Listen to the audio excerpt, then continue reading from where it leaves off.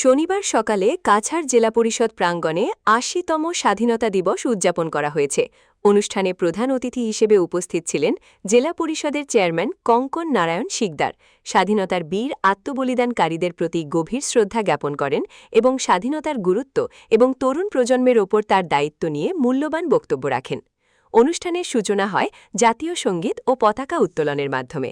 Chairman কঙ্কন নারায়ণ শিকদার তার বক্তব্যে বলেন, স্বাধীনতা শুধু একটি ঐতিহাসিক অর্জন নয়, এটি আমাদের স্বাধীনচেতা, আত্মনির্ভরশীল ও নৈতিক সমাজ গঠনের প্রতিশ্রুতি। আমরা প্রতিনিয়ত আমাদের স্বাধীনতার অর্জনকে রক্ষা ও উন্নত করার জন্য কাজ করতে হবে। তিনি আরও বলেন যে শিক্ষা, সুশাসন ও উন্নয়নের মাধ্যমে দেশের সত্যিকারের স্বাধীনতা নিশ্চিত করা সম্ভব। বক্তৃতায় তিনি দেশপ্রেমে উদ্বুদ্ধ হয়ে তরুণদের শিক্ষা ও কর্মসংস্থানের সুযোগ সৃষ্টিতে জেলা পরিষদের পরিকল্পনা এবং স্থানীয় উন্নয়ন কর্মসূচি ত্বরান্বিত করার প্রতিশ্রুতি ব্যক্ত করেন। এছাড়া সময়ের বিভিন্ন শ্রেণীর প্রতিনিধিদের প্রতি কৃতজ্ঞতা ও সম্মান জানিয়ে কঙ্কন নারায়ণ শিকদার বলেন, আমাদের সকলের সম্মিলিত প্রচেষ্টায় ভবিষ্যৎ প্রজন্মকে মর্যাদাপূর্ণ জীবন দিতে পারলেই স্বাধীনতা পূর্ণতা পাবে। অনুষ্ঠানে জেলা পরিষদের কর্মকর্তা কর্মচারী উপস্থিত ছিলেন। শহীদ হিসাবে আমাদের সামনে আসে আর সেই প্রয়াস প্রত্যেক বছর আমরা করে থাকি তাদের স্মরণ করার মাধ্যমে। তাদের ত্যাগের কারণে এই দিনটা আমরা পেয়েছি। দীর্ঘ ১৭৫৭ সাল থেকে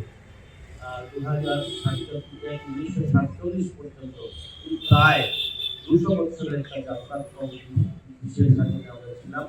আর সেই সময়ে অত্যাচারে জর্জরিত ভারতবাসী সময় মনে হয়েছিল যে স্বাধীনতা আমাদের জন্মগত অধিকার। বিভিন্ন মনীষী আর সেই বিষয়ে আমাদেরকে উদ্বুদ্ধ করেছেন, আমাদের প্রজন্মকে উদ্বুদ্ধ করেছেন।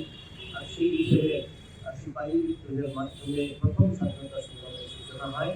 আর পরবর্তীতে আমরা জানি যে ভারত ছাড়ো আন্দোলন, অসহযোগ আন্দোলন, নেতাজির আত্মবলিদান, বিভিন্ন প্রান্তের বিভিন্ন কম বয়সের শহীদ হয়েছে অনেক।